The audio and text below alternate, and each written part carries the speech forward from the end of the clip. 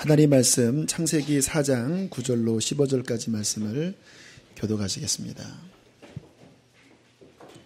창세기 4장 9절로 15절입니다.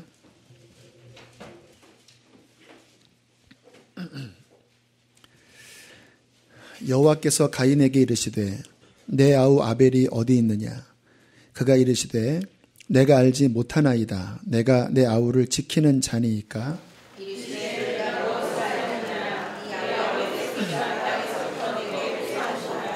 땅이 그 입을 벌려 내 손에서부터 내 아우의 피를 받았은즉 내가 땅에서 저주를 받으리니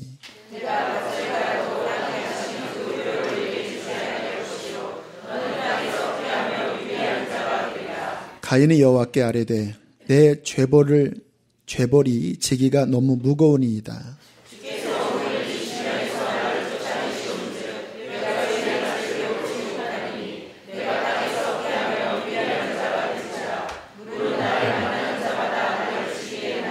함께 있습니다. 여호와께서 그에게 이르시되 그렇지 아니하다. 가인을 죽이는 자는 벌을 7배나 받으리라 하시고 가인에게 표를 주사 그를 만나는 모든 사람에게서 죽임을 면하게 하시니라.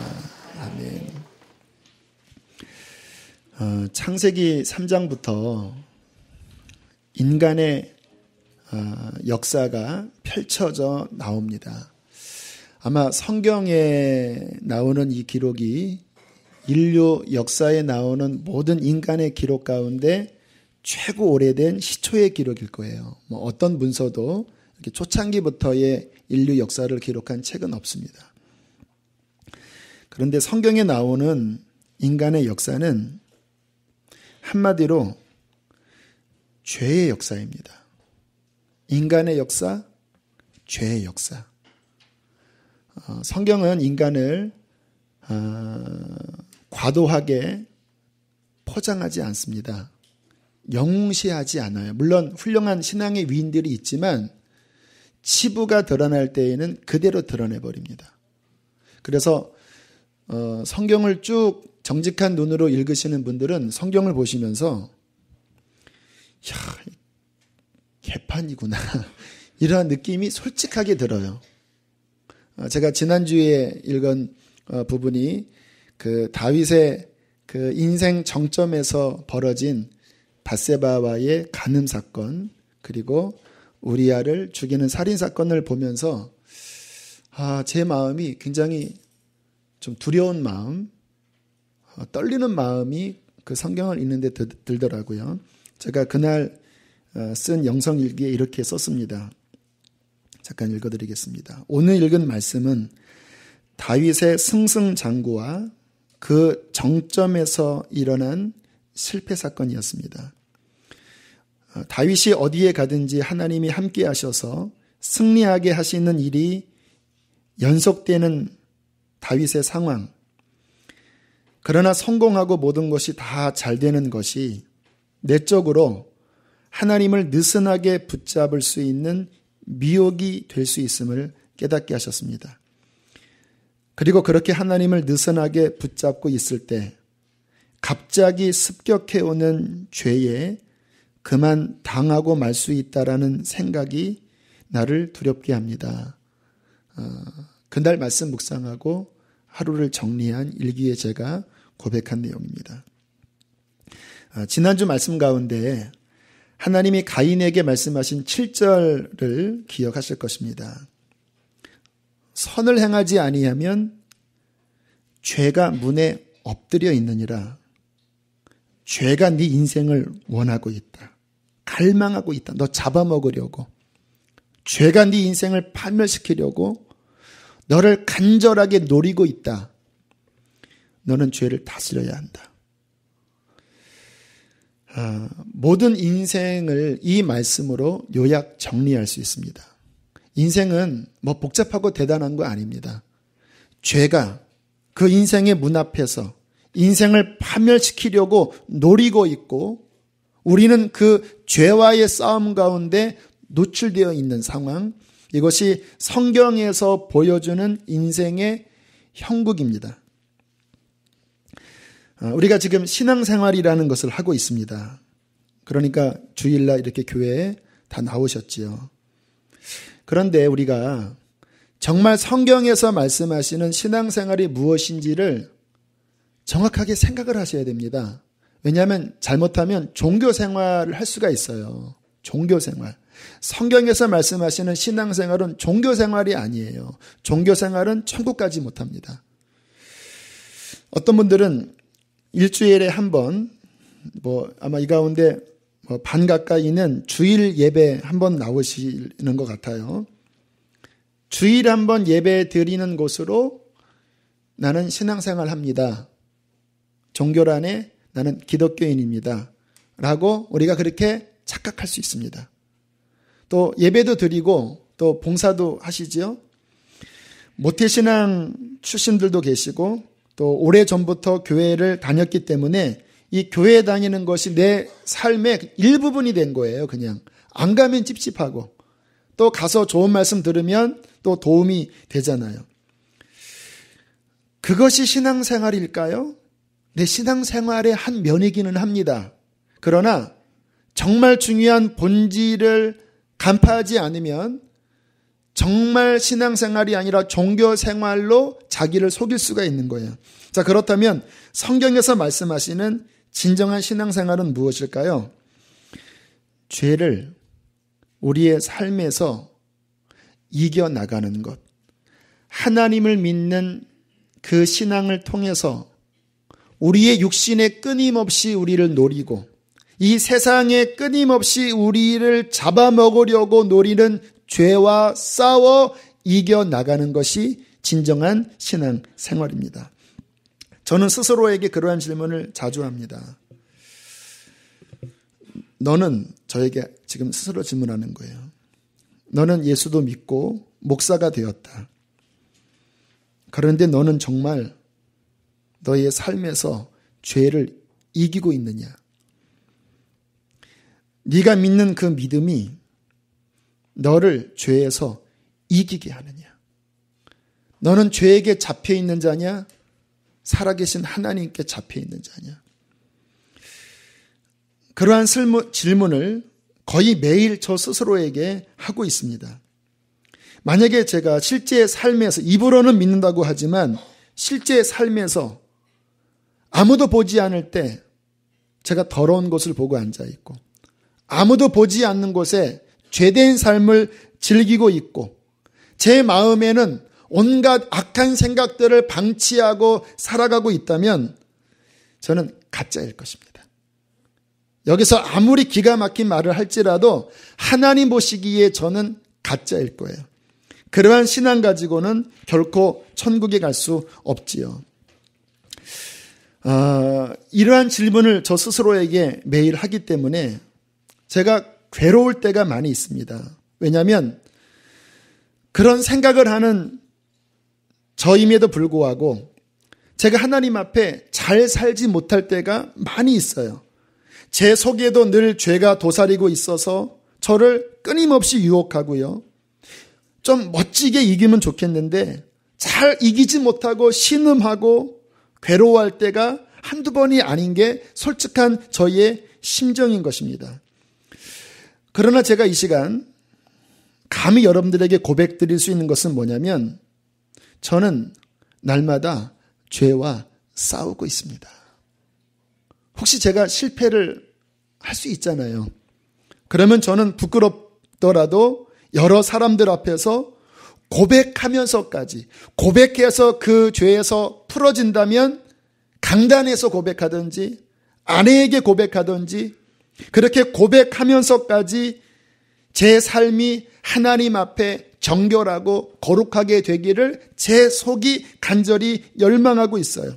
심지어는 제 생각에서 잘못된 생각이 막 올라오려고 할 때 저는 나를 바라보시는 하나님 앞에서 그 생각을 십자가에 못 박고 하나님 내 생각 좀 지켜주세요.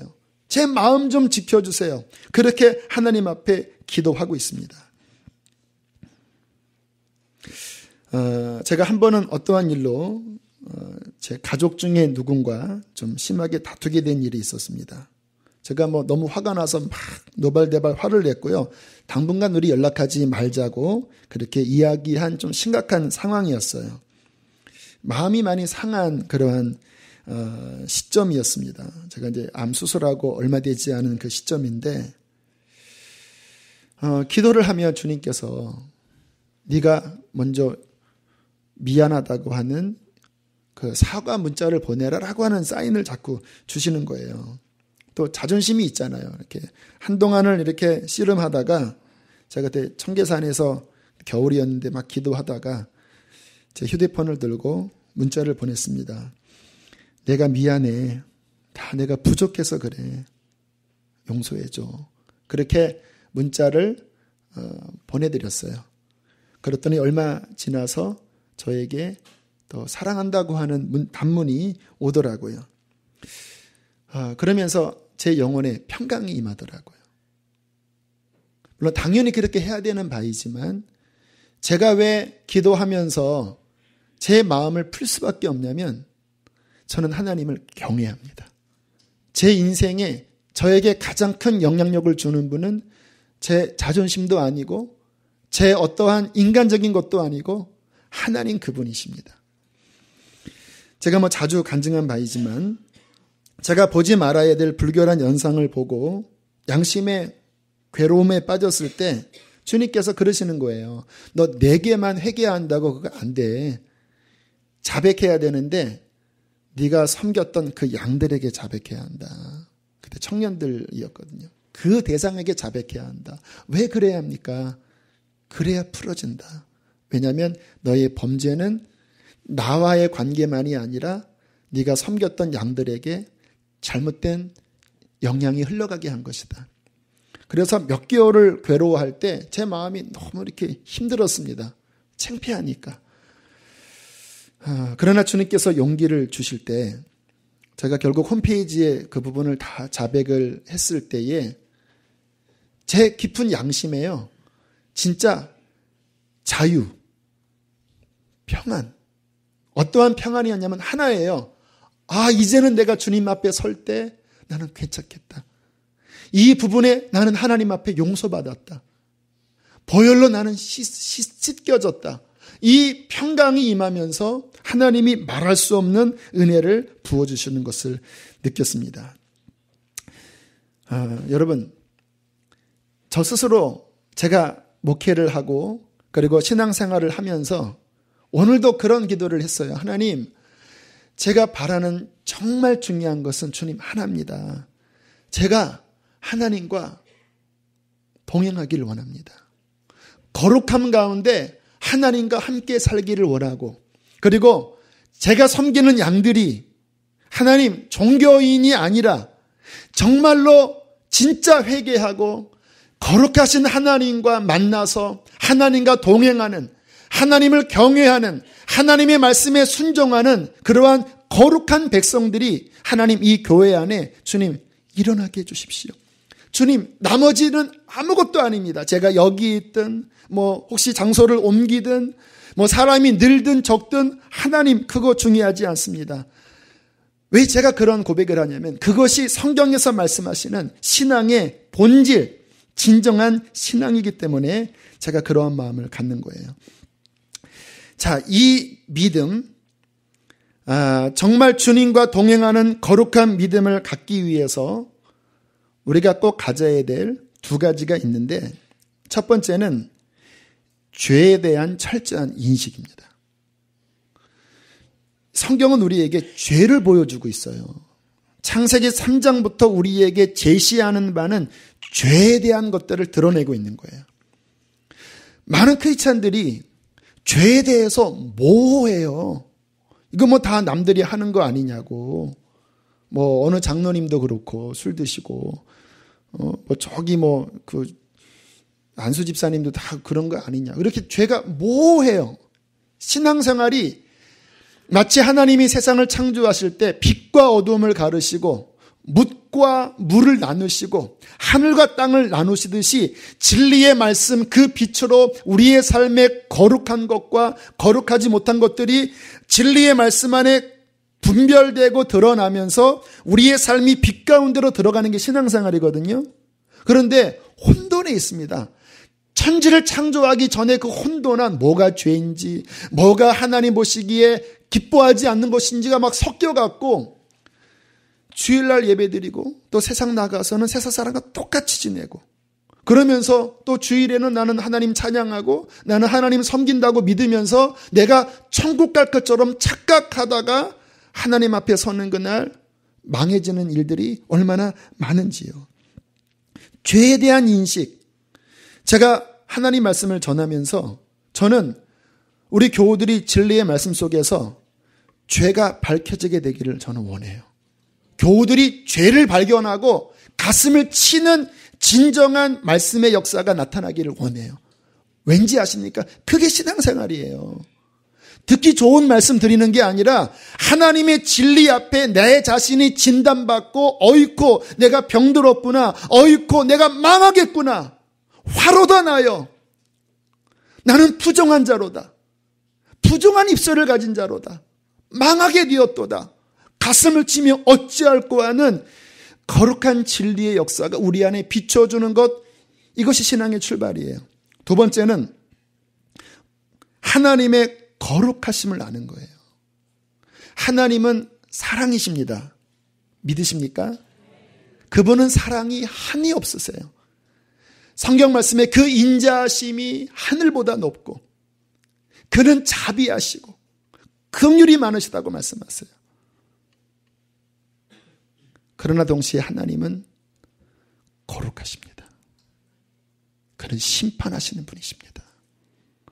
그는 소멸하는 불이십니다.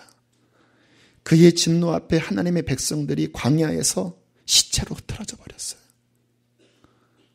하나님의 사랑과 하나님의 거룩하심을 알 때 그 죄가 무엇인지, 그 죄의 참혹함을 알 때에 우리의 깊은 내면에서 일어나는 마땅한 반응은 여호와를 경외하는 것입니다.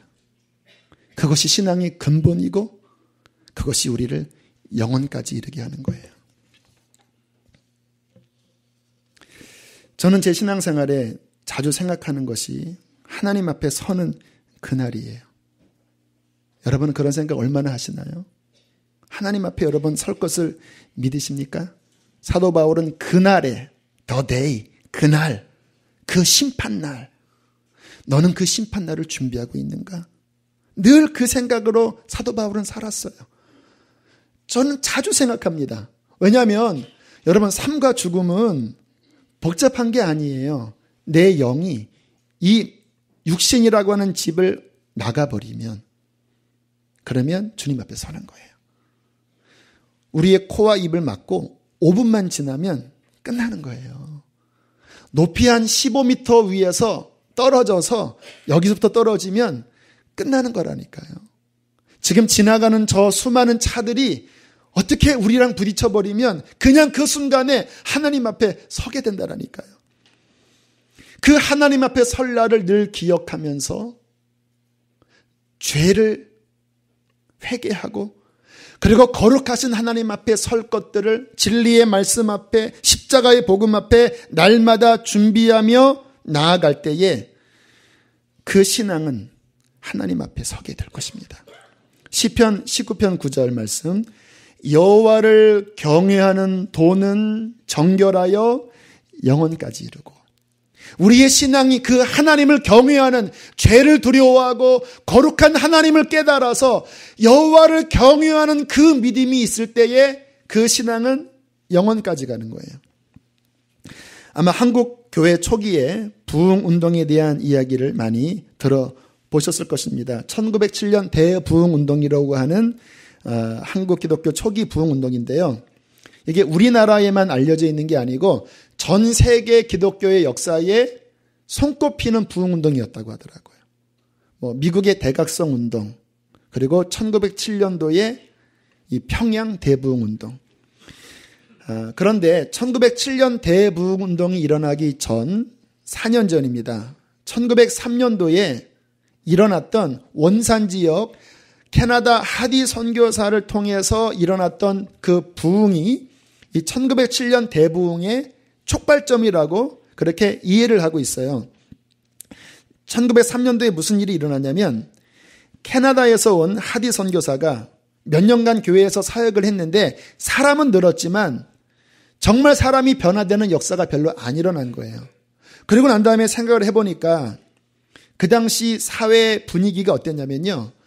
구한말, 일제, 또 우리 중국 이러한 나라가 열강이 한국을 먹으려고 이렇게 점점 점령에 들어오면서 이 조선 사람들 마음 안에 어떻게 이것을 타개할까? 어떻게 나를 보호할까 하다가 미국 그다음에 유럽 선교사님들의 전하는 그 교회 여기 가면 우리가 좀 보호를 받을 수 있겠구나. 또는 출세할 수 있겠구나. 그리고 사람들이 교회에 이렇게 모여든 거예요. 그 당시에 많은 사람들이 모였지만 성경에서 말씀하시는 진정한 신앙의 역사가 안 일어난 거예요. 왜? 목적이 달랐기 때문에. 하디 선교사가 1903년 원산 지역에서 주일 아침 교우들에게 자신의 죄를 고백하기 시작했습니다. 저는 교만했습니다. 정말 내가 여러분들을 사랑하지 못하고 사람들이 이렇게 몰려드니까 처음에 가졌던 그 가난한 마음을 잃어버리고 그냥 대충대충 한 거예요. 나는 교만했습니다. 나는 성령 충만하지 못했습니다. 나의 죄를 자백합니다면서 막 그렇게 애통하게 고백을 하니까 그것에 모여있던 원산 지역의 크리스찬들이 충격을 받은 거예요. 왜냐하면 그 전까지 종교인만 봤거든요. 그냥 나이스하게 그냥 예배 인도하는 정작 그들 속에 있는 죄의 권세가 깨어지지 않는 형식적인 종교만 봤거든요. 그런데 그 순간에 정말 하나님의 거룩한 역사가 나타나서 죄를 회개하는 것이 무엇이고 하나님 앞에 낮아지는 것이 무엇인지를 보게 됐을 때 그 당시 기록을 보면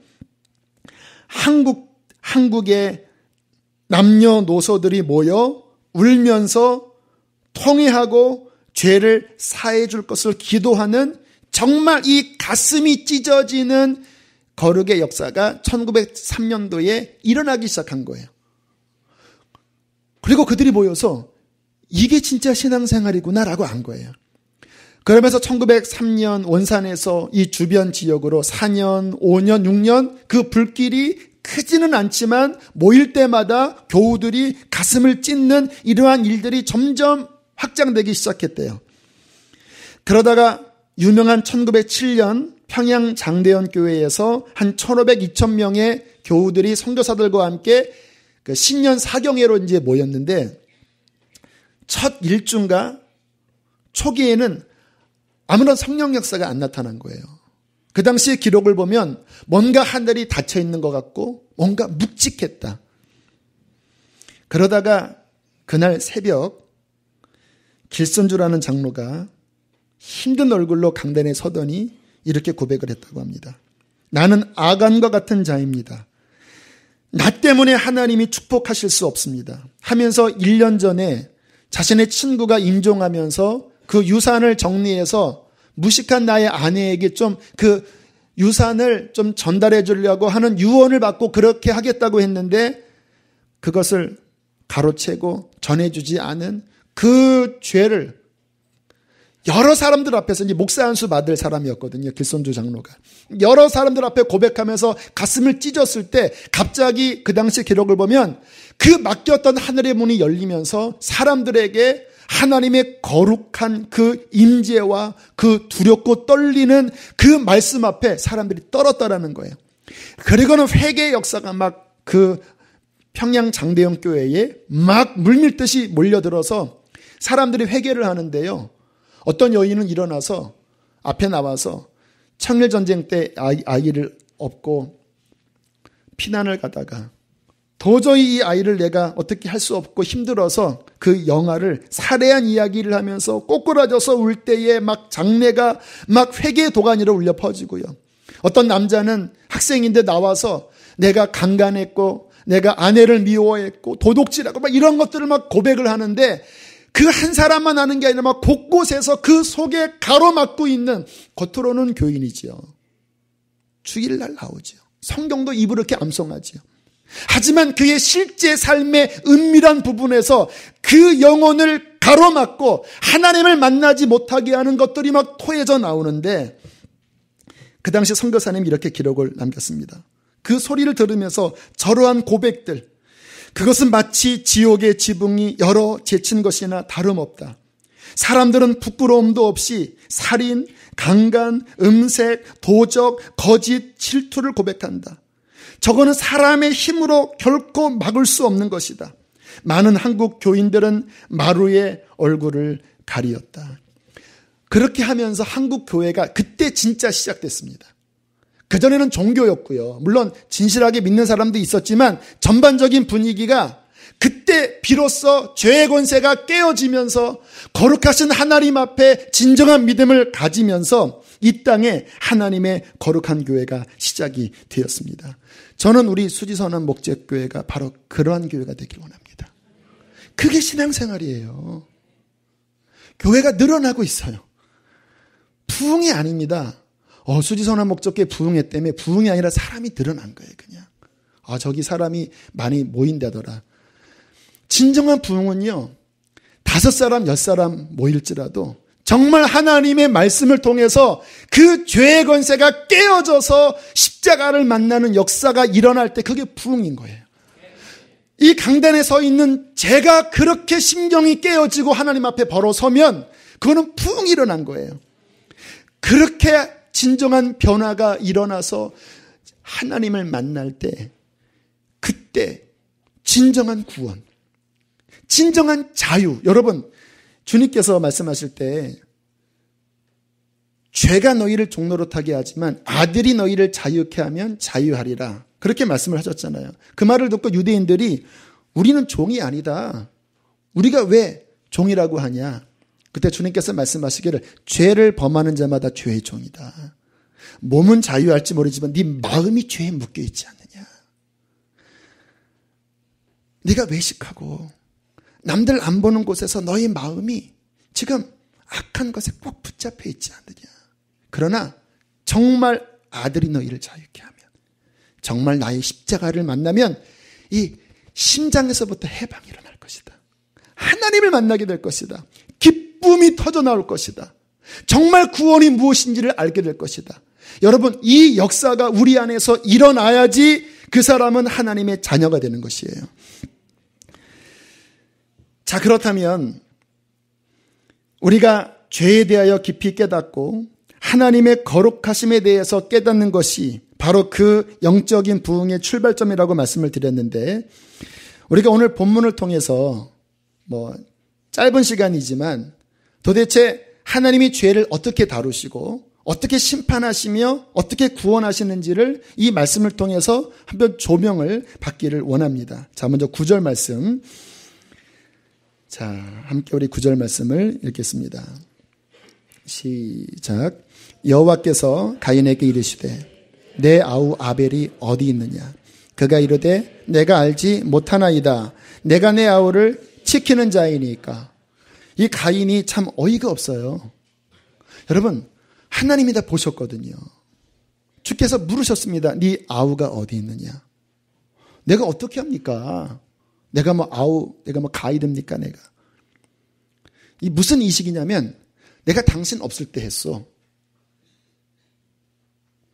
당신 몰랐잖아요. 그렇게 착각하는 거예요. 근데 주님께서 가인에게 얼굴과 얼굴을 맞대고 무슨 말씀을 하냐면, 나는 너의 죄를 봤다고 말씀을 하시는 거예요. 여러분, 하나님의 눈 앞에서 피할 자들은 아무도 없습니다. 잠언 5장 21절. 잠언 5장은 그 음란에 대한 이야기를 쭉 하다가 21절에 이렇게 말씀을 합니다. 대저 사람의 길은 여호와의 눈앞에 있느니라.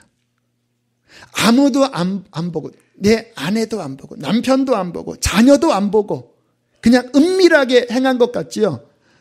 하나님 그분의 눈앞에서 그 어떠한 시간도 어떠한 순간도 피할 길이 없어요. 그 하나님께서 그것을 보시고 우리에게 찾아오셔서 양심 안에서 말씀 속에서 우리의 행한 그 범죄에 대하여 하나님은 거룩하심으로 우리에게 물어보십니다. 너는 무엇을 행하였느냐? 여러분, 하나님이 사랑이 많으시다고 그런 죄에 대하여 대충 지나가는 분이라고 착각하지 마십시오. 회개할 때 그것이 풀어지는 거지, 우리 하나님의 거룩하심은 죄를 반드시 들춰내시고 심판하시는 분이십니다. 특별히 4장 10절을 함께 보겠습니다. 10절 함께 읽겠습니다. 시작. 이르시되 내가 무엇을 하였느냐? 내 아우의 핏소리가 땅에서부터 내게 호소하느니라. 주님께서 무슨 말씀을 하냐면, 네가 흘린 그 동생의 피가 지금 나에게 울부짖고 있다. 네가 범한 그 죄가, 억울한 죄가 사라진 것이 아니라 지금 살아서 나에게 그것을 갚아달라고 호소하고 울부짖고 있다. 그 소리를 내가 듣고 내가 견딜 수 없어서 너에게 찾아온 것이다. 너 무엇을 행한 것이냐? 여러분, 우리의 신앙생활은요, 죄를 해결해야 합니다. 죄 문제를. 죄 안 짓는 자가 어디 있습니까? 없지요. 다 죄 져요. 그러나 죄가 해결되고 죄가 씻어진 사람이 있고 교회를 다니지만 여전히 죄의 종로로 타는 사람들이 있어요. 죄의 종로로 타는 것은 죄에게서 해방된 것이 아니에요. 정말 주님을 만난 사람은 그 십자가의 능력으로 죄에서 해방돼요. 양심의 정죄와 송사에서 벗어날 수 있어요. 정말 회개했다고 한다면. 그러나 내가 이 땅을 살아가면서 교회는 다녔지만 정말 죄 문제가 해결되지 않았을 경우에 그 최후에 무슨 일이 벌어질지를 제가 말씀을 통해서 여러분에게 밝혀드리겠습니다. 요한계시록 20장 11절부터 15절에 보면 인류 최후에 있을 마지막 새하늘과 새 땅이 일어나기 바로 전에 있을 인류 최후의 심판, the day, 그날, 심판날에 대하여 이렇게 말씀을 하고 있습니다. 제가 그냥 읽어드릴게요. 11절에 보면 또 내가 크고 흰 보좌와 그 위에 앉으신 이를 보니 라고 말씀을 하고 있습니다. 백보자 심판 들어보셨죠?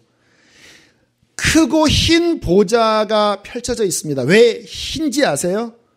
하나님의 거룩함을 보여주는 거예요. 그 앞에서 자그마한 티끌 하나도 다 드러나요. 하나님의 백보자 앞에서 여러분이 숨기려고 했던 그 점 하나까지 다 드러난다라는 거예요. 뭐라고까지 말씀하냐면 그 흰 보좌 앞에 땅과 하늘이 피하여 도망갔다고 그래요. 왜? 하늘과 땅도 하나님의 그 거룩한 보좌 앞에 감히 설 수가 없는 거예요. 그런데 그 보좌 앞에 누가 섭니까? 12절에 보니까 또 내가 보니 죽은 자들이 큰 자나 작은 자나, 뭐 권세 있는 자들이나 아니면 초라한 자들이나, 13절에 보면 바다가 그 가운데서 죽은 자들을 내어주고 사망과 음부도 그 가운데서 인류 역사상 모든 죽었던 자들이 그 앞에 다 토해서 우르륵 나왔는데 그 흰 보좌 앞에서 모두가 선다라는 거야. 하늘과 땅도 감당할 수 없는 그 거룩한 보좌 앞에 인생들이 선다라는 거예요. 로마서 14장에는 그 앞에 직고하리라, 자백하리라. 우리가 어떻게 살았는지를 자백하리라. 여러분, 혹시 어떠한 잘못에 대하여 부모에게나 또는 뭐 선생님에게나 그 잘못한 것을 이제 드러내야 할 때 그 느낌 아시죠? 다 우리 뭐 경험해 본 바잖아요.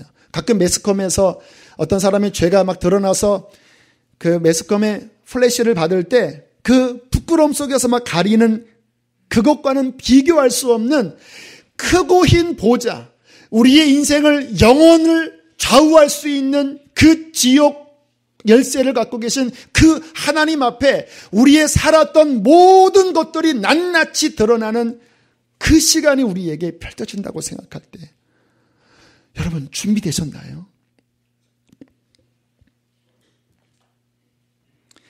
12절에 보면 이렇게 말씀합니다. 그 보좌 앞에 서 있는 사람 앞에 두 종류의 책이 펼쳐져 있습니다. 12절 앞에는 책들, books, 여러 권의 책들이 있고요.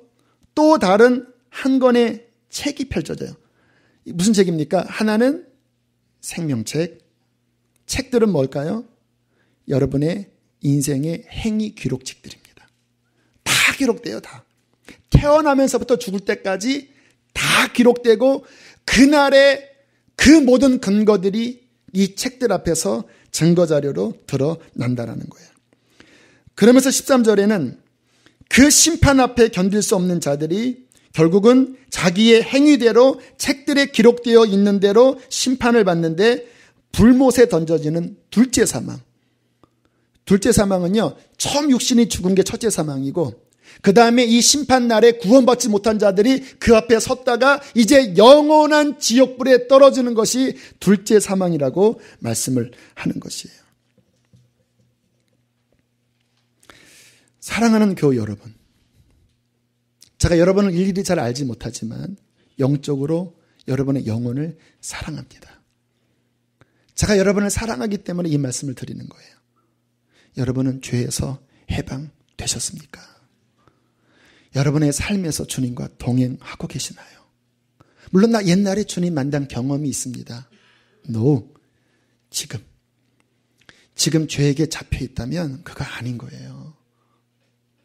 과거에 믿었던 그 주님과의 살아있는 믿음, 죄에서 해방된 그 믿음이 지금 여전히 유효하시나요? 그게 우리의 싸움이라니까요. 저의 매 순간의 싸움이에요. 그게 안 되면 하나님과 막힌 순간 나는 종교인으로 전락해버리고 그럴듯하게 말씀을 전하지만 내 삶은 죄에게 묶여서 이게 풀어지지 않으면 저는 가슴을 치는 거예요. 하나님, 제가 이 모습으로 주 앞에 못 서요, 주님. 자백해라 하면 자백하고 용서하라면 용서하고 다시 하나님 앞에 부르짖고 주 앞에 나아갈 때 다시 그 영이 회복되어 날마다 주님과의 거룩한 동행을 힘써 싸우는 것이 저와 여러분의 천국 가는 길입니다. 저는 그 놀라운 역사가 우리 안에 정말로 놀랍게 일어나게 되기를 축복합니다. 이러한 말씀을 들으면 많은 분들이 괴로워하시더라고요. 저도 괴로울 때가 많아요. 왜 괴롭냐면요, 제가 그냥 그대로 진단해 드릴게요.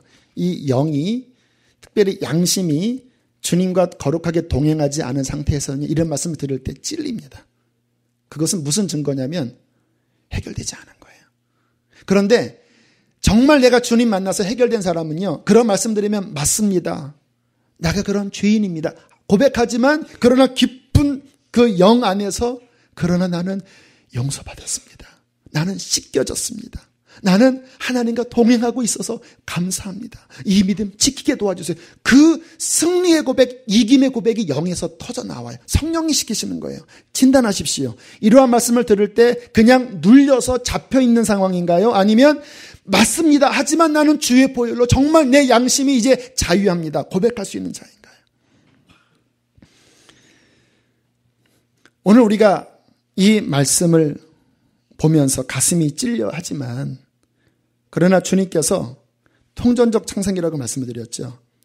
오늘 이 아벨의 피의 울부짖음과 비교해서 꼭 봐야 할 또 하나의 말씀을 성령께서 제 마음에 깨닫게 하셨습니다. 자, 먼저 다시 한번 성경을 보시면요, 10절을 한번 다시 보세요. 10절 함께 읽겠습니다. 시작.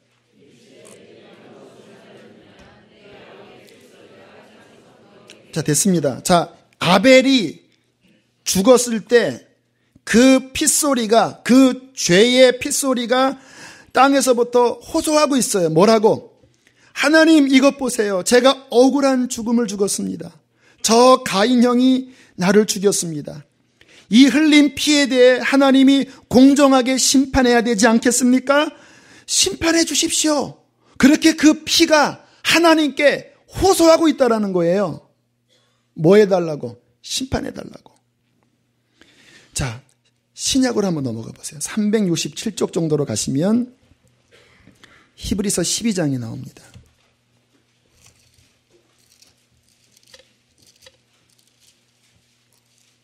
자, 22절로부터 히브리서 12장 22절로부터. 자, 우리 교도 가시죠. 제가 먼저 읽을게요. 그러나 함께 22절 읽겠습니다. 시작. 그러나 너희가 이런 곳은 시온산과 살아계신 하나님의 도성인 하늘의 예루살렘과 천만 천사와 23절 하늘에 기록된 장자들의 모임과 교회와 만민의 심판자이신 하나님과 및 온전하게 된 의인의 영들과 여기까지 보면 자 이제 신약의 성도들한테 이야기하는 거예요. 너희가 영적으로 이른 곳은 구원받은 하나님의 그 백성의 무리 가운데 거룩한 시온산에 이르렀다. 거기에 구원받은 의인의 영들이 있고 성경에 기록된 그 장자들의 총회에 너희들이 이르렀다. 구원 사건을 이야기하는 거예요. 자, 그러면서 24절에 이렇게 말씀을 하십니다. 함께 읽습니다. 시작. 새 언약의 중보자이신 예수와 및 아벨의 피보다 더 나은 것을 말하는 좀 번역이 명료하지가 않아요. 그래서 새 번역본으로 읽어드릴게요. 새 언약의 중재자이신 예수와 그가 뿌리신 피 앞에 나아왔습니다. 저와 여러분들이. 그러면서 이렇게 말합니다. 그 피는, 예수의 피는 따라합시다. 아벨의 피보다 더 훌륭하게 말해줍니다. 무슨 말이냐면요. 그 창세기 4장의 아벨의 피는 죄를 호소하는 거예요. 갚아달라고. 심판해달라고. 억울하다고. 그 억울한 피의 호소의 소리가 우리의 양심 안에서 얼마나 우리를 괴롭게 하고 우리를 정죄했습니까? 그런데 예수의 흘린 피 앞에 우리가 나왔는데 그 예수의 피는 아벨의 피의 그 죄의 호소의 피가 아니라 예수의 피는 성경이 이렇게 말씀하시지요. 아버지여 저들을 사하여 주옵소서. 저들은 자기들이 하는 것을 알지 못함이니이다. 예수의 피는 정죄하는 피의 호소가 아니라 저들을 용서해달라고 하는 그 용서의 호소의 피가 예수의 피가 호소하는 그 외침이라는 거예요. 누가복음 24장 34절에 마태복음 26장 28절에 이것은 죄사함을 얻게 하려고 많은 사람을 위하여 흘리는 바 나의 피 곧 언약의 피니라. 많은 사람의 죄를 갚아주기 위해서 내가 약속의 피를 뿌렸다라는 거예요. 우리가 그 예수의 피 앞에 나와서 정말로 가슴을 찢고 회개하면 그 예수의 흘린 피는 우리의 모든 죄를 갚아버리고 우리의 양심을 더러운 그 정죄와 허물에서 정결하게 하고 우리를 하나님 앞에 거룩하게 설 수 있게 된다고 말씀을 하시는 거예요. 할렐루야. 예수의 피가 우리에게 뿌려져 있습니다. 2000년 전에 흘리신 그 보혈은 2000년 전 골고다 언덕에서 끝난 것이 아니라 지금도 여전히 영적으로 이곳 가운데 흐르고 있어요. 그리고 그 예수의 피가 아벨의 피를 덮어버리고 우리의 죄를 덮어버리고 정말로 회개한 그 영혼을 치유하고 자유케 한다라는 것입니다. 그러면 어떤 분들은 맞지요. 그러니까 내가 예수님 믿는다니까요. 그러니까 예수 믿으니까 목사님 자꾸 정죄하는 듯한 설교하지 말아주세요. 힘들어요. 이렇게 여기가 헷갈리는 것 같아요. 이 부분이. 그러니까 이 부분을 좀 명확하게 다시 말씀을 드리면요. 잘 기억하세요. 예수 십자가의 능력은 현재형입니다. 그 말은 뭐냐면 진짜 회개가 되고 십자가에 아벨보다 더 나은 피를 만나면 양심이 히브리서에 있는 말씀처럼 정말로 깨끗해지고 그 정죄감에서 억지로가 아니라 진짜로 풀어져요. 요한일서 1장 9절인가요? 만일 우리가 우리의 죄를 자백하면 저는 미쁘시고 의로우사 우리의 모든 죄를 사하시고 불의에서 깨끗하게 씻어주신다고 하잖아요. 이게 뭐 멍한 이야기가 아니라 정말 마음이 씻겨진다라니까요. 하나님과의 살아있는 관계가 회복된다라니까요. 그런데 진짜 회개가 안 되면요. 입으로만 하면요. 예수의 피가 그 양심 안에서 유효하지가 않습니다. 여전히 죄에 묶인 상태인 거예요. 왠지 아세요? 회개가 안 된 거예요. 십자가가 역사하지 못하는 거예요. 제가 사역을 하고 우리 사랑하는 교우들을 섬기다 보면 안타까울 때가 있어요. 진짜 회개가 안 된 가운데 살아가는 거예요. 하나님께서 원하는 그 수준의 온전한 회개, 정말로 죄가 끊어지는 회개, 이것만 되면 정말로 이게 해방감이 있거든요. 하나님과의 그 충만한 기쁨이 있거든요. 그런데 그 진짜 회개를 하지 않고 그럴듯한 종교인으로 그냥 적당하게 거리를 두고 교회는 다니지만 실제 삶에는 죄에 묶여있는 경우, 그거는 아니라는 거예요. 결국 중요한 것은요, 진짜 고백하시면 됩니다. 그리고 죄를 끊어버리려고 하시고 그 죄에서 내 마음과 삶을 돌이키고 예수 십자가의 보혈을 정말로 의지하면 예수의 피가 우리를 모든 불의에서 지금 자유케 하실 거예요. 그 기쁨, 그 감격, 그 하나님과의 동행, 천국이 내 마음속에 밀려 들어와서 세상과 나는 간 곳이 없고 내 안에는 하나님의 사랑이 흘러 넘쳐서 주님으로 만족하고 기뻐하는 것, 이게 성경에서 말씀하시는 신앙생활이잖아요. 저는 저와 우리 교우들이 그러한 참다운 신앙생활을 누리기를 간절히 원하는 것입니다. 그래서 저는 하나님의 진리의 말씀을 그대로 전하려고 하는 거예요. 오늘도 말씀을 붙잡으면서 하나님, 오늘 제가 설교하는 것은 복음의 핵심입니다. 죄를 선포하고 십자가를 선포하겠습니다. 하나님, 주께서 역사해 주십시오. 저에게 공의와 재능을 입혀주시어서 하나님의 백성들의 허물을 밝혀주시고 그들이 정말로 그 죄의 권세에서 해방되게 해주십시오. 제가 좋아하는 예화, 메리 백스터의 정말 천국은 있습니다의 그 한 영혼 구원받은 이야기, 주님께서 마무리에 그것을 한 번 더 기억나게 해주셨습니다.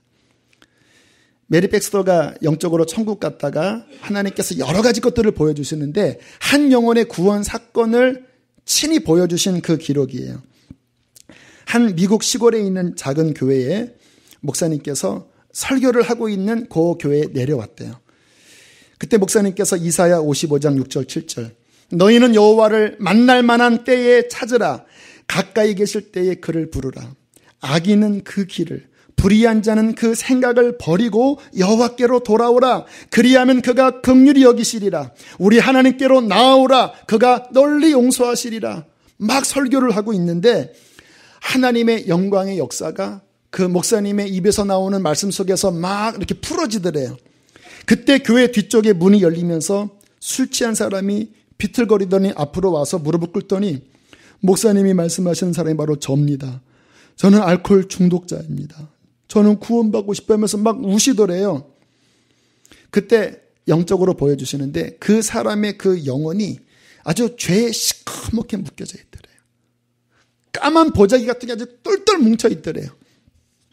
옆에 있는 집사님 두 분이 다가가서 어깨에 손을 얹고 간절하게 막 기도를 하면서 이렇게 이야기했대요.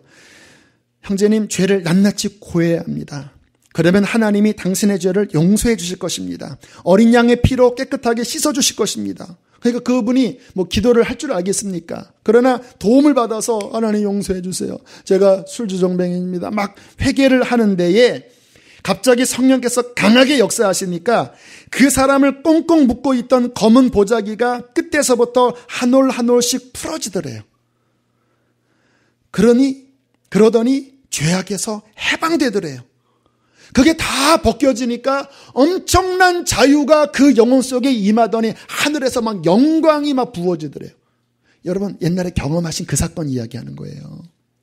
그러더니 막 손을 하늘로 향해 들고 막 할렐루야 막 기뻐하면서 막 환호에 막 젖어서 기뻐 찬양하는 그 순간 다시 천사와 함께 천국 장면으로 올라갔는데 한 방으로 가더니 책들을 꺼내더래요.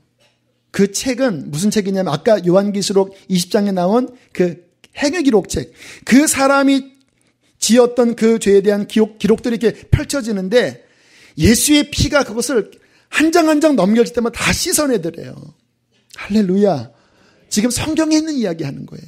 그 아들 예수의 피가 그 사람의 허물을 다 낱장 넘어가면서 다 씻어내더니 끝내는 끝장까지 깨끗하게 되면서 하늘 보좌에서 음성이 들리기를 지금 내 아들의 피로 한 영혼이 구속을 받았느니라. 내 아들의 보혈로 말미암아 한 영혼이 구원을 받았느니라 하는데, 천국에서 막 종소리가 댕그랑댕그랑 울리면서 천사들과 천국 백성들이 막 기뻐하면서 찬양하고, 구원하심이 보좌에 앉으신 이와 어린 양에게 있도다. 그리고 그 천국 보좌 앞에 있는 생명책에 그 형제의 이름이 기록되시더래요. 사랑하는 교회 여러분, 죄는 우리를 무겁게 합니다. 오늘 가인이 막 탄식하잖아요. 이 죄벌을 지기가 두렵다고. 많은 사람들이요, 이 속에 이 죄가 해결이 안 돼서 막 울어요. 어떤 교우의 자녀는요, 막 엄마한테 나 이렇게 살고 싶지 않은데 나도 너무 괴로워요 하면서 울더래요. 그 이야기를 듣고 아, 지금 이게 영의 탄식이구나. 어떤 분은 막 술 취하며 막 찬양 부른대요. 막. 왜? 이렇게 살면 안 되는데 못 벗어나 있는 거예요. 영의 탄식. 마음은 원이로되 이 육신에 사로잡혀서 사망 가운데 눌려있는 고통하는 자들이 혹시 이 자리에 계시지요? 여러분에게 오늘 진리의 말씀을 선포합니다. 우리의 죄를 덮어주시는 아벨의 피보다 더 나은 예수의 피가 우리 앞에 있습니다. 그 피에 적시십시오. 그 피에 들어가 씻어버리십시오. 그리고 하나님이 정말로 우리에게 주시는 그 자유와 기쁨을 이제 누리세요. 지금이 구원의 날입니다. 은혜 받을 날이에요. 하늘의 문이 활짝 벌려진 지금은 은혜의 구원의 날입니다. 우리가 정말로 죄를 자백한다면, 통회하고 애통하는 영을 달라고 구한다면 그 보혈의 능력, 그 정결한 죄 씻음의 능력으로 우리가 죄에서 해방되고 우리의 심장이 하나님의 구원이 무엇인지, 용서가 무엇인지를 정말로 깨닫고 하나님과 동행하는 천국 백성이 될 것입니다. 이 기쁨을 누리시는 우리 모두가 되기를 축복합니다. 함께 이 시간 찬양합시다. 보혈을 지나 예수의 흘린 피를 우리가 바라보시면서, 십자가의 주님을 바라보시면서 내일이 아닌 바로 오늘 이 순간 주님 앞에 정결하게 되는 시간 되기를 원합니다.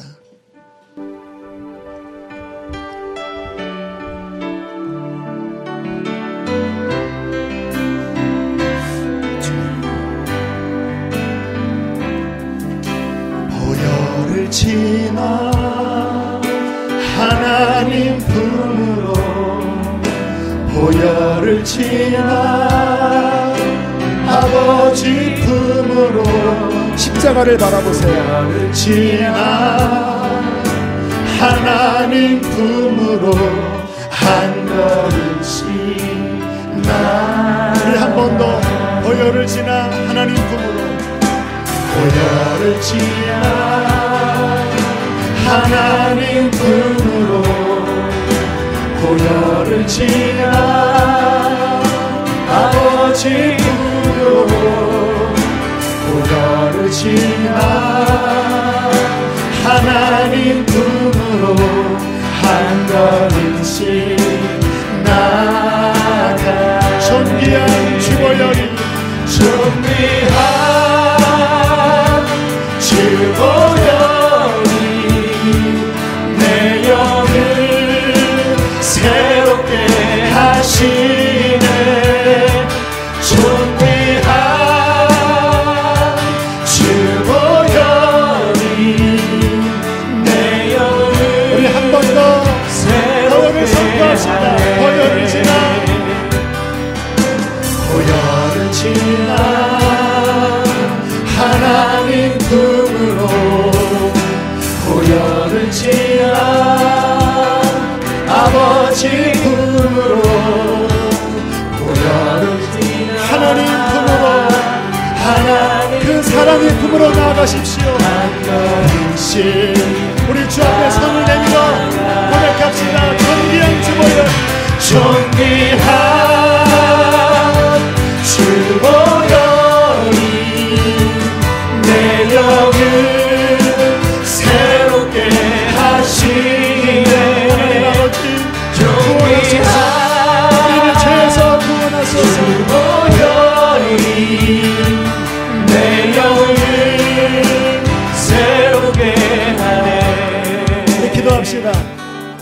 구원의 역사가 우리에게 열려졌습니다. 고백하시면 됩니다. 죄에서 마음으로 돌이키십시오. 십자가를 붙잡으십시오. 지금이 구원받을 만한 때요, 은혜의 날입니다. 함께 이 시간 기도하시겠습니다. 할렐루야. 살아계신 하나님 아버지, 오 성령님, 성령님, 하나님을 경외하는 거룩하신 하나님, 십자가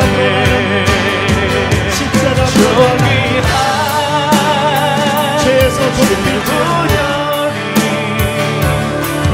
생각을 버리고 이로우신 하나님 앞으로 나올지어다. 너희는 여호와를 만날 만한 때를 찾으라. 가까이 있을 때 그를 부르라. 알기는 그 길을, 불의한 자는 그 생각을 버리고 여호와께로 돌아오라. 그리하면 그가 긍휼히 여기시리라. 우리 하나님께로 돌아오라.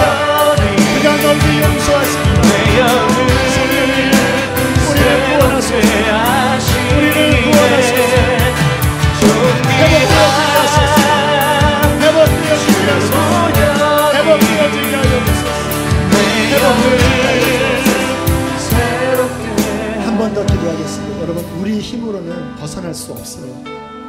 주님을 바라보시면서 나를 도와달라고 기도하세요. 은혜를 달라고 기도하세요. 그분께는 능치 못한 일이 없으십니다. 그분을 바라고 의지하면 그분은 기쁘게 도와주십니다. 지금 뭔가 삶에 꽉 막혀있는 자들, 심령이 꽉 막혀서 풀어지지 않는 자들은 스스로 애쓰지 마시고 주님께 도와달라고, 나를 이끌어달라고 우리 한 번 더 기도하시겠습니다. 기도합시다. 할렐루야. 하나님 아버지, 긍휼의 하나님, 은혜의 아버지, 자비의 하나님, 우리가 때를 따라 돕는 은혜를 얻기 위하여 은혜의 보좌 앞에 담대히 나아갑니다. 하나님 아버지, 우리를 도와주시옵소서. 우리를 도와주십시오. 털어지게 하소서. 털어지게 하소서. 털어지게 하소서. 우리 안에 있는 완고한 것, 우리 안에 있는 모든 강팍한 것 주님 풀어주소서. 하나님, 죄에게서 해방되어지게 하소서. 죄에게서 놓여지게 하여 주옵소서. 주님, 오직 십자가만이 우리의 구원이옵니다. 주님의 보혈이 우리의 혼중을 씻어주옵소서. 생각을 씻어주옵소서. 양심을 씻어주옵소서. 우리의 삶을 씻어주옵소서. 모든 죄의 기록들이 다 씻어주 아버지, 회개형을 부어주옵소서. 회개형을 부어주옵소서. 회개형을 부어주옵소서. 회개형을 부어주옵소서. 회개형을 부어주옵소서. 회개형을 부어주옵소서. 회개형을 부어주옵소서. 십자가의 주님을 위합니다. 하나님의 보혈을 위합니다. 주님을 위합니다. 주님을 위합니다. 죄에게서 놓여주시옵소서. 죄에게서 놓여주시옵소서.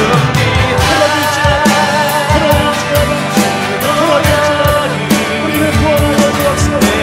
우리를 구원하여 주옵소서. 정결하게 하여 주옵소서. 모든 역사하여 주옵소서. 모든 역사하여 주옵소서.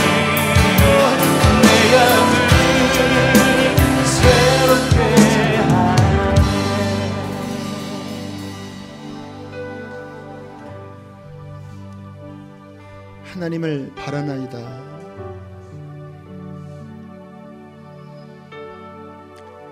나를 건져주소서. 주의 자비의 품에 우리를 안아주십시오. 회복, 자유, 평강, 주님과의 동행, 우리 영혼에 회복되어지게 하소서. 하나님, 이 종이 간절히 기도합니다. 이 땅에 진정한 복음의 역사가 다시 일어나게 해주십시오. 종교의 허울을 다 벗어버리게 하시고 죄가 드러나게 하시며 통회하고 찢겨지고 끊어지게 하시고 정말 십자가의 보혈이 우리의 영혼과 양심과 생각과 우리의 삶의 모든 것을 완전히 씻어내게 해 주옵소서. 그리고 주님과 함께 좁은 길을 날마다 싸우며 걸어가게 하옵소서. 혹시 넘어질지라도 다시 일어나 그 길을 되찾게 해 주옵소서. 주님이 교회를 주 앞에 올려드립니다. 가감되지 않는 주의 말씀이 진리의 능력으로, 성령의 능력으로 선포되어지게 하시고 모든 미혹된 자들을 바른 길로 돌아오게 하는 생명의 교회가 되게 하옵소서.